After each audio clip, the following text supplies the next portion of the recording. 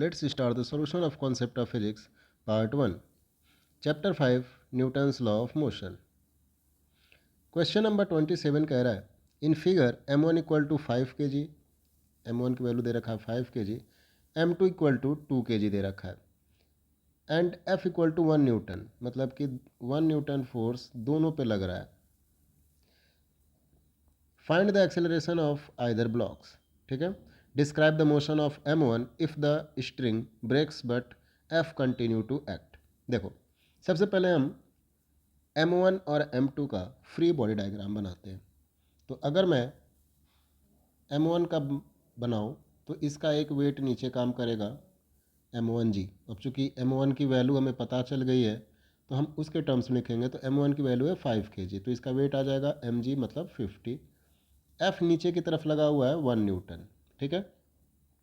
हमने कंसीडर कर लिया कि m1 जो है चूँकि इसका वेट ज़्यादा है तो हम कंसीडर करते हैं कि ये नीचे जा रहा है कितने एक्सेलरेशन से a, और m1 से स्ट्रिंग के थ्रू m2 कनेक्टेड है तो m1 अपने साथ साथ m2 को ऊपर ले जाएगा सेम एक्सेलरेशन से, तो इसका एक्सेलरेशन मान लिया a. ठीक है. अब देखो, इस वजह से इस स्ट्रिंग में टेंशन T जनरेट होगी. तो m1 पे मान लेते हैं टेंशन T लग रही है ऊपर की तरफ T. इसका एक्सेलरेशन किधर है? डाउनवर्ड डायरेक्शन में. तो नेट फोर्स कितना आएगा? 50 + 1 - T equal to mass times acceleration, मतलब 5 × a. अब देखो m2 का फ्री बॉडी डायग्राम बनाओ. तो m2 का मास है 2, तो इसका वेट आएगा नीचे 20. इस पर भी f लग रहा है 1 न्यूटन और इस पर टेंशन T आएगी अपवर्ड डायरेक्शन में. अब चूंकि इसका एक्सेलरेशन ऊपर की तरफ है तो इसका इक्वेशन क्या बनेगी? T - 20 + 1 मतलब 21 इक्वल टू क्या हो जाएगी? मास टाइम्स एक्सेलरेशन, मतलब 2 × a. हमें कैलकुलेट क्या करना है? एक्सेलरेशन. तो क्या करेंगे? इसको इक्वेशन 1 मान लेते हैं, इसको इक्वेशन 2 मान लेते हैं. ठीक है. अब इक्वेशन 1 और इक्वेशन 2 को सॉल्व करते हैं. इक्वेशन 1 को थोड़ा सा और सॉल्व कर लेते हैं. ये हो जाएगा 51 - T इक्वल टू 5a. अब देखो, ये इक्वेशन 2 है, ये इक्वेशन 1 है. अब सॉल्व करते हैं. तो इक्वेशन 2 को मैं ऐसे लिख देता हूँ -21 +T इक्वल टू 2 × a. ये कितना आ जाएगा? दोनों को ऐड करेंगे तो ये T से T कट जाएगा, ये आ जाएगा 30 इक्वल टू ये आ जाएगा आपका 7a.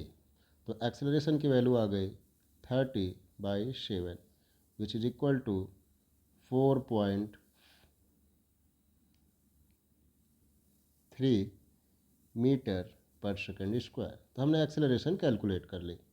ठीक है. इसमें दूसरा पार्ट कह रहा है describe the motion of m1 if the string breaks.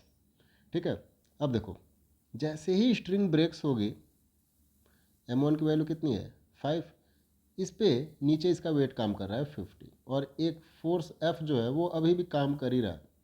ठीक है. तो कह रहा है कि अगर ये स्ट्रिंग ब्रेक हो गई और F जो है वो अभी भी काम कर रहा है तो इसका मोशन कैसा होगा? ठीक है. तो अब देखो, जैसे ही स्ट्रिंग ब्रेक हो गई तो ऊपर से टेंशन हमारा क्या हो जाएगा? 0. तो नीचे टोटल फोर्स कितना काम करेगा? 51 न्यूटन. ठीक है. अब जो इसका एक्सेलरेशन डाउनवर्ड डायरेक्शन में आएगा वो मान लेते हैं हमने कितना आ गया? a. तो a इक्वल टू क्या हो गया? Net force divide by mass, मतलब 10.2 मीटर/सेकंड स्क्वायर. मतलब कि स्ट्रिंग टूटने के बाद से m1 जो होगी 10.2 मीटर/सेकंड स्क्वायर एक्सेलरेशन से डाउनवर्ड डायरेक्शन में जाएगी. I hope you understand it well. Thank you.